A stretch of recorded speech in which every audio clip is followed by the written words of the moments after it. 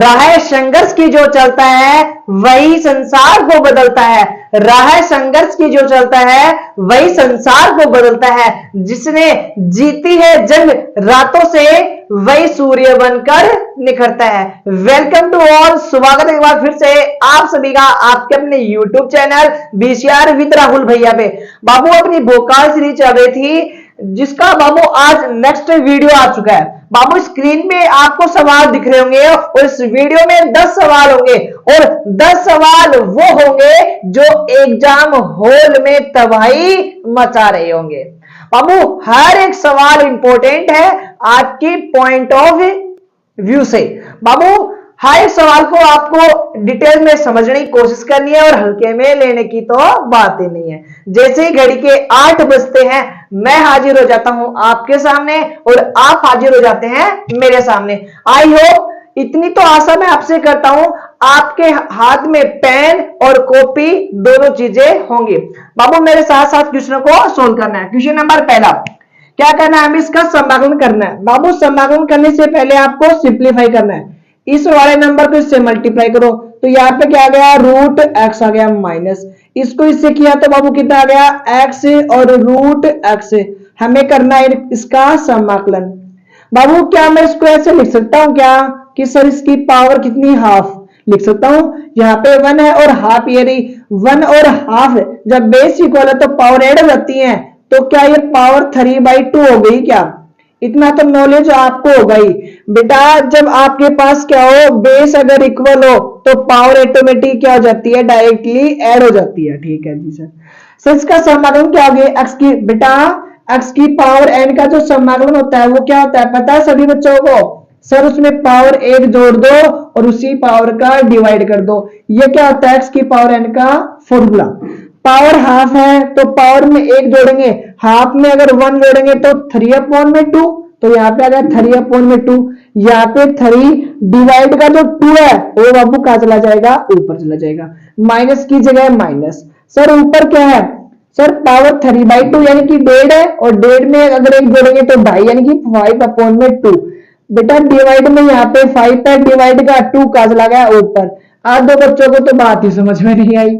Sir यहाँ पे कितना था, पावर 1 हाफ हो गई, यहाँ पे हाफ प्लस 1 हो गई।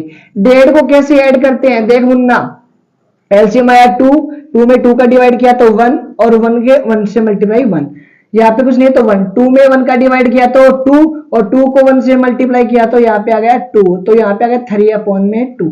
और आप इसको डायरेक्ट ऐड कर सकते हो। कैसे ऐड कर सकते हो बाबू, यहाँ पे क्या लिखा है 1, इसको मल्टीप्लाई कर दो, यहाँ पे कितना आ गया 2 और डिवाइड में कितना है 2, कितना 2, यहाँ पे होगा 3/2। जैसे यहाँ पे लिखा हुआ था 3 डिवाइड में 2 और यहाँ पे लिखा 1, तो करना क्या है आपको, ये 3 तो ऐसा का ऐसा, इसको मल्टीप्लाई कर दो, यहाँ पे आ गया 2 डिवाइड में आ गया 2, तो 5/2।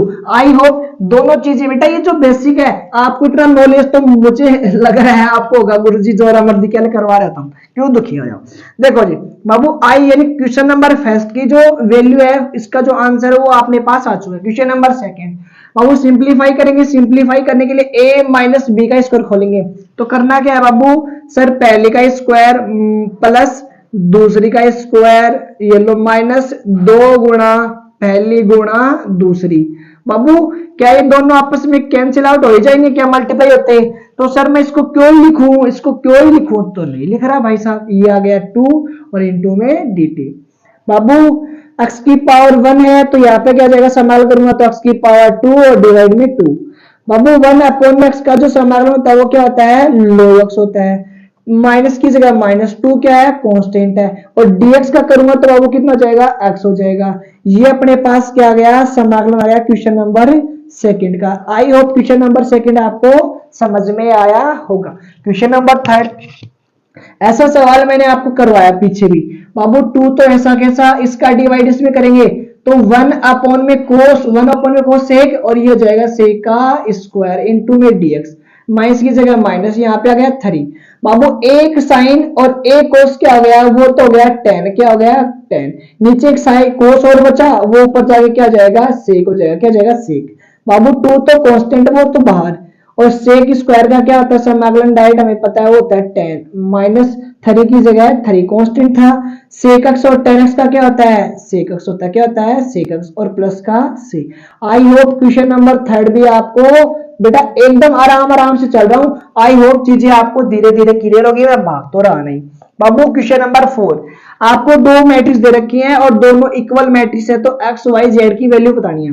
बाबू फर्स्ट वाला एलिमेंट फर्स्ट के इक्वल यानी 11 वाला 11 के इक्वल, तो वाई की वैल्यू तो अपने पास आ चुकी है। ये लो चीन टपाक टप टप, जो भी है मजा ले रहा हूं सर। 12 की वैल्यू 12 के इक्वल, तो जेड की वैल्यू कितनी आ गई सर, वो आ गई 3 आ गई, कितनी आ गई 3 आ गई सर। 21 की वैल्यू 21 के बराबर, तो उसकी वैल्यू कितनी आ गई 1 आ गई। जब भी आपके पास दो मैट्रिक्स हो तो उसके संगत अव्यय इक्वल होंगे। चलो जी सर, ये दो सारणी दे रखी है और दोनों सारणी इक्वल है, तो आपको x की वैल्यू बतानी है। ये तो था मैट्रिक्स और ये है सारणी। सारणी को कैसे सोल्व करते हैं सर, इसको मल्टीप्लाई करो इससे, तो ये आ गया 2 माइनस लगाओ, इसको करो इससे, तो कितना हो गया, ये हो गया सर जी 20 इक्वल, इसको इससे मल्टीप्लाई करो तो ये क्या हो गया 2x स्क्वायर माइनस, इसको इससे कर दो तो कितना हो गया 24 हो गया।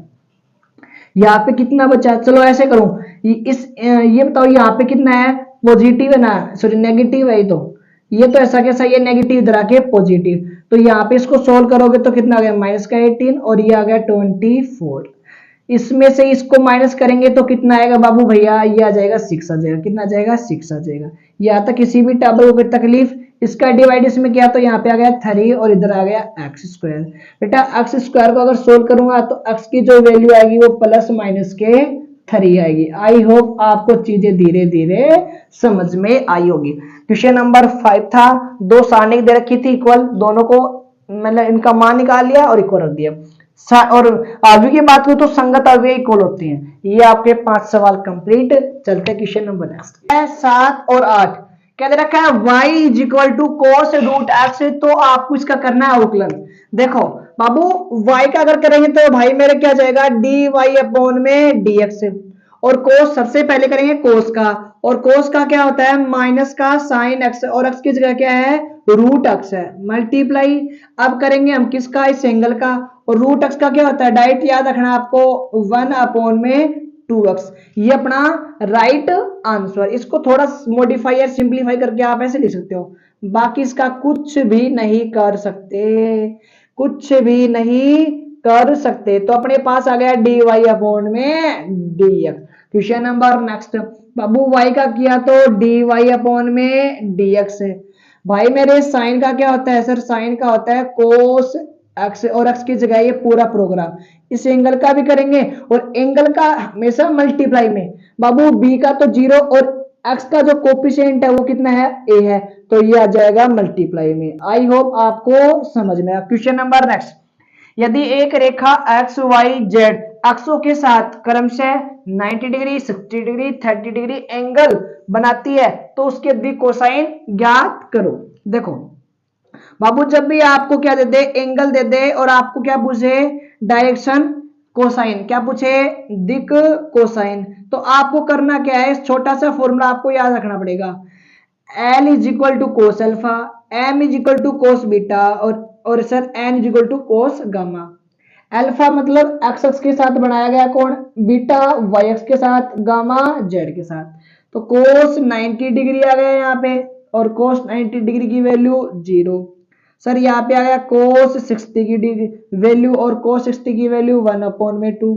सर यहाँ पे आ गया कोस 30 की वैल्यू, और कोस 30 की वैल्यू रूट 3 अपॉन में 2। तो इसकी जो दिक कोसाइन है वो क्या आ गई 0 1/2 और रूट 3/2, ये अपना राइट आंसर। जब भी आपको एंगल दे और डायरेक्शन रेशियो डायरेक्शन कोसाइन अगर पूछे तो आपको ये वाला फॉर्मूला लगाना है, अल्फा एक्स एक्स के साथ, बीटा वाई एक्स के साथ, गामा जेड के साथ, ये है इसके एंगल। चलते नेक्स्ट स्लाइड की ओर। बाबू क्वेश्चन नंबर 9 और क्वेश्चन नंबर 10 आज की वीडियो का लास्ट दो सवाल। बिंदु 2 1,2,3 से गुजरने वाली रेखा का समीकरण आपको बताना है जो सदिश के समांतर है। बाबू अपने पास ये क्या है बी वेक्टर यानी समांतर का सदिश है, तो ये जो ए बिंदु दे रखा है आपको, यहां से क्या बनेगा ए वेक्टर बनेगा। सर आई कैप यहाँ पे जे कैप, यहाँ पे के कैप। तो अपने पास ए वेक्टर भी आ गया और बी वेक्टर आपको गिवन है 3i 2j और माइनस का के।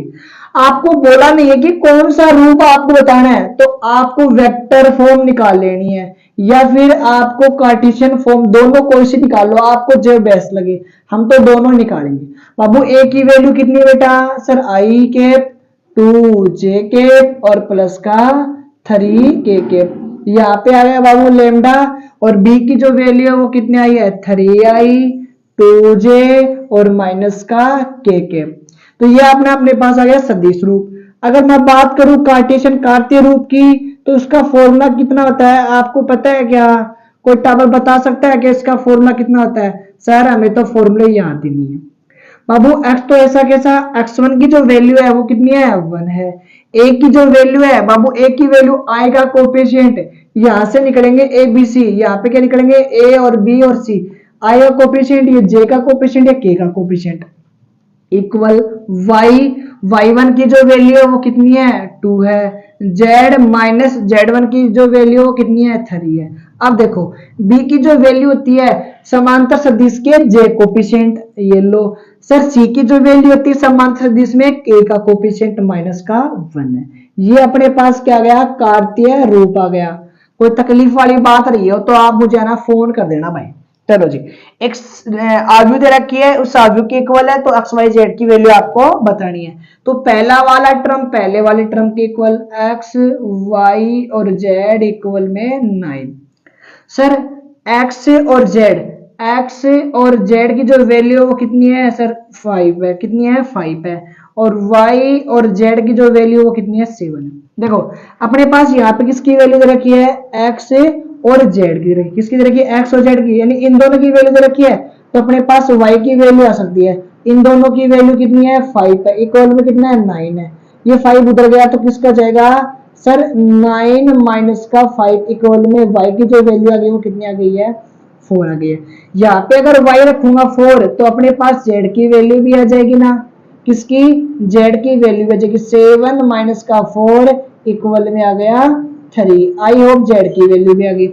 यहाँ पे z रखूंगा 3 तो x की वैल्यू भी आ जाएगी। रखो यहाँ पे सर x प्लस 3 इक्वल में 5, ये इधर गया तो कितना? सर 5 माइनस का 3 इक्वल में आ गया 2। तो x की वैल्यू भी आ गई, y की भी आ गई और z की आ गई।